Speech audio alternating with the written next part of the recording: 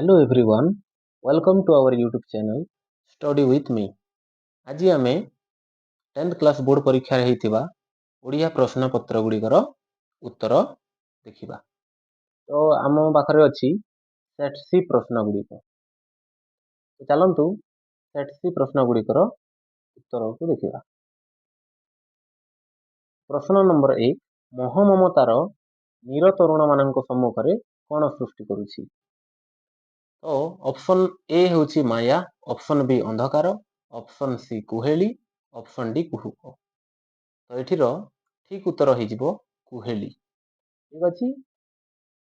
तापर देखिबा प्रश्न नंबर 3 केउ नारी कविंक पद्य तुम पाठ्य भावे रही अछि। Option A Sarala Devi, option B Nandini Satpathy, option C Aparna Devi, option D Bidyut Prabha देवी। तो एठी हमर उत्तर हो जिवो विद्युत प्रभा देवी।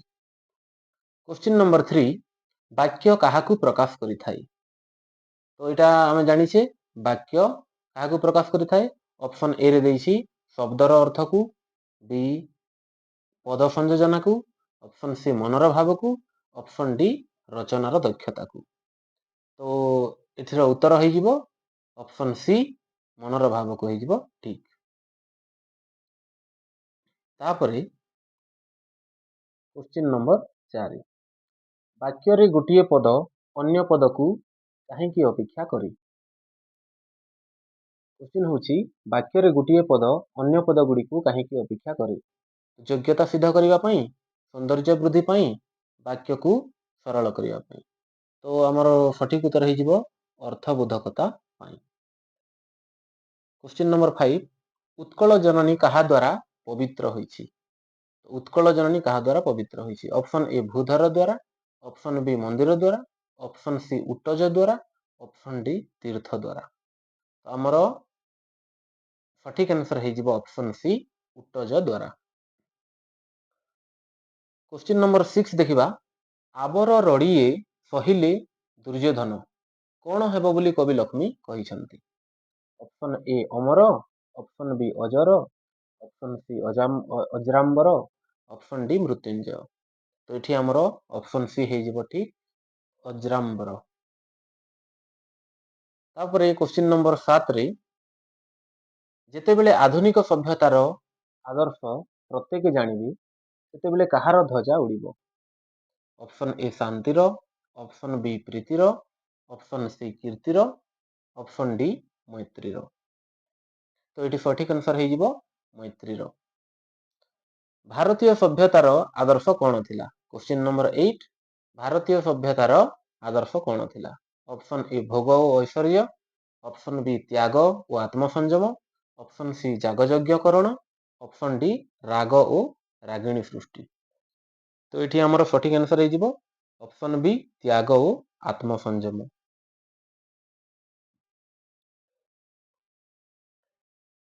वर्तमान क्वेश्चन नंबर 9 नरेंद्र विवेकानंद को जन्म देवा पई क्यों स्थान एंतुड़ीशाल होइथिला। Option A Paschimeswar, option B Jaleswar, option C Dakshineswar, option D Uttareswar. तो आमर सठिक आंसर हो जिवो ऑप्शन सी दक्षिणेश्वर। एबे देखिबा क्वेश्चन नंबर 10 जड़े गृहस्थ भक्त केउठी रामकृष्ण शिष्य मानक पई एक पुराणा कोठा छाड़ी देइथिले। तो ऑप्शन ए ही जिवो सूर्यनगर रे, ऑप्शन बी सर्वोदय नगर रे, ऑप्शन सी हाथरस रे, ऑप्शन डी बराह नगर रे। हमर सठिक उत्तर हो जिवो बराह नगर रे। क्वेश्चन नंबर 11 रे देखिबा केउ समास नाम रे बनानगत अशुद्धि रहिछि। ऑप्शन ए बहुब्रीहि, ऑप्शन बी द्वंद्व, ऑप्शन सी कर्मधाराय, ऑप्शन डी तत्पुरुष। तो हमर सठिक आंसर हो जिवो द्वंद्व। द्वंद्व समास नाम रे बनानगत अशुद्धि रहिछि। एबे देखिबा प्रश्न नंबर 12 पद संहति रे उपमावाचक शब्दर व्यवहार होइतिले ताकू कोन कहा जाय।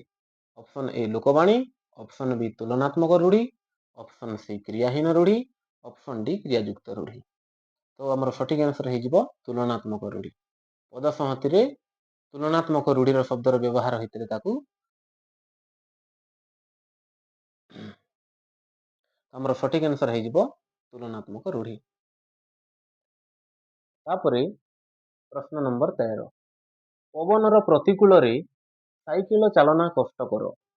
ଏହି ବାକ୍ୟ କାହା ଦ୍ୱାରା ସଂକ୍ଷିପ୍ତ ହୋଇଛି?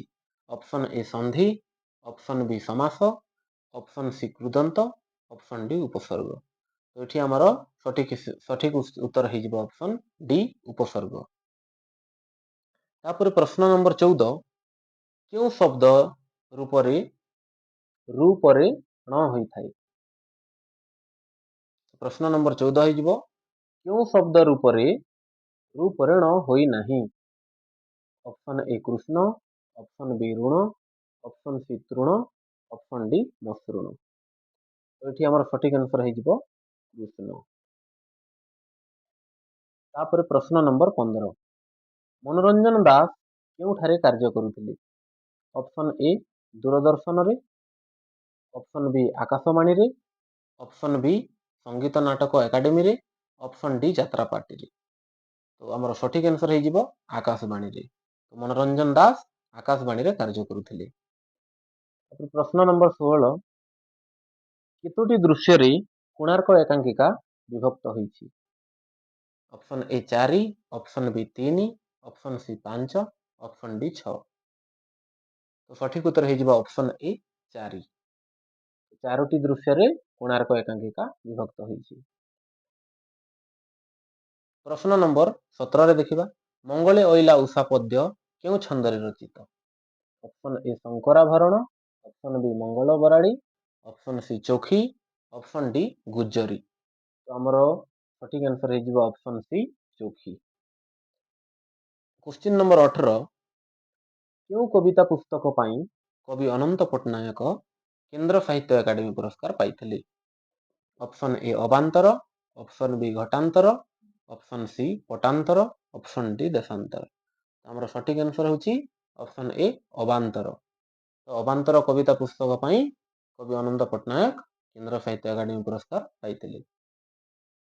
କ୍ୱେଶ୍ଚିନ୍ ନମ୍ବର 19 କିଣା ଯାଇଥିବା କାଠର ନାମ କଣ ଥିଲା? ତ ଏଠି ଅପସନ୍ ଏ ହେଉଛି ଫାସି, option B Kuruma, option C ଧ, ଅପସନ୍ ଡି ଆମ୍ବ। ତ ଏଠି ହେଇଯିବ ସଠିକ ଆନ୍ସର ଅପସନ୍ ସି ଧ। ତାପରେ ଦେଖିବା ପ୍ରଶ୍ନ ନମ୍ବର 20 ଅଙ୍ଗଦ ଚୌଧୁରୀ କେଉଁ ବିଶ୍ୱବିଦ୍ୟାଳୟର ଛାତ୍ର ଥିଲେ? ତ ଆମର option A Takshashila, option B Nalanda, option C Utkal, option D Kalinga. ତ ସଠିକ ଉତ୍ତର ହେଇଯିବ ନାଳନ୍ଦା। ଅଙ୍ଗଦ ଚୌଧୁରୀ ନାଳନ୍ଦା ବିଶ୍ୱବିଦ୍ୟାଳୟର ଛାତ୍ର ଥିଲେ। କ୍ୱେଶ୍ଚିନ୍ ନମ୍ବର 21 ଭୀମ କାହାକୁ ସିଂହନାଦ ମାଗିଥିଲେ? ଅପସନ୍ ଏ କାଶୀନାଥଙ୍କୁ, ଅପସନ୍ ବି ଜଗନ୍ନାଥଙ୍କୁ, ଅପସନ୍ ସି ବିଶ୍ୱନାଥଙ୍କୁ, ଅପସନ୍ ଡି ଲୋକନାଥଙ୍କୁ। ତ ଏଠି ସଠିକ ଉତ୍ତର ହେଇଯିବ ବିଶ୍ୱନାଥଙ୍କୁ। ତାପରେ ଦେଖିବା କ୍ୱେଶ୍ଚିନ୍ ନମ୍ବର 22 ରାଘବଙ୍କ ଲଙ୍କା ଯାତ୍ରାନୁକୂଳ ପଦ୍ୟ ବୈଦେହୀଶ ବିଳାସ କାବ୍ୟର କେଉଁ ଛାନ୍ଦରୁ ଆସିଅଛି? ତ ଏଠି ଆମର ଅପସନ୍ ଏ 40, option B 41, option C 42, option D 43। ତ ଏଠି ସଠିକ ଆନ୍ସର ହେଇଯିବ ଅପସନ୍ ଏ 40। ବର୍ତ୍ତମାନ ଦେଖିବା ପ୍ରଶ୍ନ ନମ୍ବର 23 ବିଦେଶୀ ମାଧ୍ୟମର ଅପ୍ରାକୃତିକ ପାଚେରୀକୁ ଭାଙ୍ଗିବା ପାଇଁ ପ୍ରଥମେ କିଏ ପ୍ରୟାସ କରିଥିଲେ?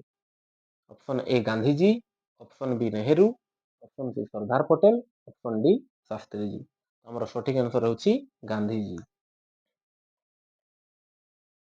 ବର୍ତ୍ତମାନ ପ୍ରଶ୍ନ ନମ୍ବର 24 ମାତୃଭାଷା ପ୍ରତି ମମତା ନଥିବା ବ୍ୟକ୍ତିଙ୍କୁ କେବେ କଣ କୁହାଯାଇପାରେ ନା? ଏଠି ଅପସନ୍ ହେଉଛି ଏ ମାତୃଭକ୍ତ, ଅପସନ୍ ବି ଭାଷାଭକ୍ତ, ଅପସନ୍ ସି ରାଜଭକ୍ତ, ଅପସନ୍ ଡି ଦେଶଭକ୍ତ। ଏଠି ସଠିକ ଆନ୍ସର ହେଉଛି ଦେଶଭକ୍ତ। କାନ୍ତ କବିଙ୍କ କୂଳ ଦେବତା କିଏ? କାନ୍ତ କବିଙ୍କ କୂଳ ଦେବତା କିଏ? ପ୍ରଶ୍ନ ଅପସନ୍ ଏ ହେଉଛି Jagannath, option B Gopinath, option C Raghunath, option D Bhootnath. ତ ଆମର ସଠିକ ଆନ୍ସର ହେଉଛି ଗୋପୀନାଥ। ପ୍ରଶ୍ନ ନମ୍ବର 26 ବଙ୍ଗଳାଶ୍ରୀ ଛନ୍ଦରେ କେଉଁ ଅକ୍ଷର ଉପରେ ଯତିପାତ ହୁଏ ନାହିଁ? ଏଠି ଅପସନ୍ ଏ ହେଉଛି ଷଷ୍ଠ, ଅପସନ୍ ବି ଏକାଦଶ, ଅପସନ୍ ସି ଦ୍ୱାଦଶ, ଅପସନ୍ ଡି ଅଷ୍ଟାଦଶ। तो ये आमर सठिक आंसर हो ऑप्शन बी एकादश। ओडिया साहित्यर प्रश्न नंबर 27 ओडिया साहित्यर प्रथम प्रबंधर नाम कौन? ऑप्शन ए प्रबंध पूर्णचंद्र, ऑप्शन बी इतालीय जुबा, ऑप्शन सी गाम मजलिस, ऑप्शन डी विवेकी। तो आमर सठिक आंसर हो विवेकी ऑप्शन डी। प्रश्न नंबर 28 काठुरिया कौन चोबाइला परी रुटी दुईटा चोबाई गला? तो यही प्रश्नर ऑप्शन गुड़ी कहला पांपड़, ऑप्शन बी मुढ़ी, ऑप्शन सी गोड़ी, ऑप्शन डी खड़ी। तो आमर सठिक आंसर हो पांपड़। ଏବେ ଦେଖିବା ପ୍ରଶ୍ନ ନମ୍ବର 29 କେଉଁଠି ହଜିଛି ଖୋଜିଦେ ମୋର? କେଉଁଠି ହଜିଛି ଖୋଜିଦେ ମୋର ଡ୍ୟାସ୍‌ର ଚାବିକାଠି? ଉପଯୁକ୍ତ ଶବ୍ଦରେ ପଦ୍ୟ ପଂକ୍ତିକୁ ପୂରଣ କର। ତ ଅପସନ୍ ଏ ହେଉଛି ଭାବନା, ଅପସନ୍ ବି ହେଉଛି ପ୍ରେରଣା, ଅପସନ୍ ସି ହେଉଛି ଚେତନା, ଅପସନ୍ ଡି ହେଉଛି ଯାତନା। ତ ଏଠି ଆମର ସଠିକ୍ ଆନ୍ସର୍ ହେଇଯିବ ଚେତନା। କେଉଁଠି ହଜିଛି ଖୋଜିଦେ ମୋର ଚେତନାର ଚାବିକାଠି ହେଇଯିବ। ତାପରେ ଦେଖିବା ପ୍ରଶ୍ନ ନମ୍ବର 30 କାନ୍ତକବି ଲକ୍ଷ୍ମୀକାନ୍ତ ମହାପାତ୍ର ଗଦ୍ୟରେ କାନ୍ତକବିଙ୍କ ଜୀବନର କେଉଁ ଦିଗ ଉପରେ ଆଲୋକପାତ କରାଯାଇଛି? ଅପସନ୍ ଏ ହେଉଛି ସଙ୍ଗୀତ କୃତି, ଅପସନ୍ ବି ହେଉଛି ସାହିତ୍ୟ କୃତି, ଅପସନ୍ ସି ହେଉଛି ସାଂସ୍କୃତିକ କୃତି, ଅପସନ୍ ଡି ହେଉଛି ପାରମ୍ପରିକ କୃତି। ତ ଏଠି ଆମର ସଠିକ୍ ଉତ୍ତର ହେଇଯିବ ସାହିତ୍ୟ କୃତି। ପ୍ରଶ୍ନ ନମ୍ବର 31 କେଉଁଟି ବୃଥା ପ୍ରାର୍ଥନା ଅର୍ଥ ପ୍ରକାଶ କରୁଥିବା ରୂଢ଼ି ଅଟେ? ଅପସନ୍ ଏ ଅରଣ୍ୟ ରୋଦନ, ଅପସନ୍ ବି ଅନ୍ଧର ଲଉଡ଼ି, ଅପସନ୍ ସି ଅକଲ ଗୁଡୁମ୍, ଅପସନ୍ ଡି ଅଲଣା କଥା। ତ ଏଠି ଆମର ସଠିକ୍ ଉତ୍ତର ହେଇଯିବ ଅପସନ୍ ଏ ଅରଣ୍ୟ ରୋଦନ। ବୃଥା ପ୍ରାର୍ଥନାର ଅର୍ଥ ପ୍ରକାଶ କରୁଛି ଅରଣ୍ୟ ରୋଦନ। ପ୍ରଶ୍ନ ନମ୍ବର 32 କବି ତୁଣ୍ଡ ମେଣ୍ଢାମୁଣ୍ଡ ଏହି ଲୋକବାଣୀ କେଉଁ ଅର୍ଥ ପ୍ରକାଶ କରୁଛି? ଅପସନ୍ ଏ ନିଜେ ସମର୍ଥ ହେବା, ଅପସନ୍ ବି ଆର୍ଷ ବଚନ, ଅପସନ୍ ସି ଅନଧିକାର ଚର୍ଚ୍ଚା, ଅପସନ୍ ଡି ନିଜ ସମ୍ମାନ ନିଜ ହାତରେ। ତ ଏଠି ଆମର ସଠିକ୍ ଉତ୍ତର ହେଇଯିବ ଅପସନ୍ ବି ଆର୍ଷ ବଚନ। ତାପରେ ଦେଖିବା ପ୍ରଶ୍ନ ନମ୍ବର 33 କେଉଁ ଗଛ ତଳେ ହରିଗୁଡିଆର ଦୋକାନ ଥିଲା?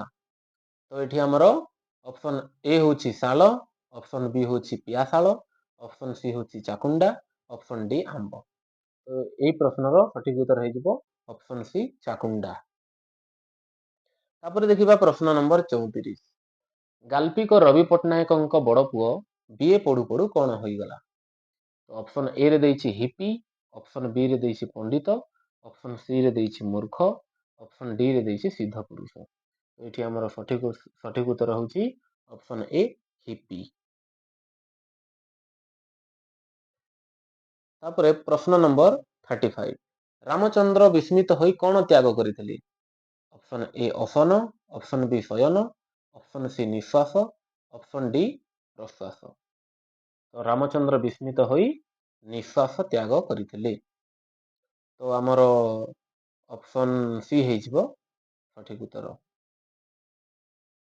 ତାପରେ କ୍ୱେଶ୍ଚିନ୍ ନମ୍ବର 36 ଦେଖିବା ରାଧାନାଥଙ୍କ ଚିଲିକା କାବ୍ୟ ଏକ ଡ୍ୟାସ୍।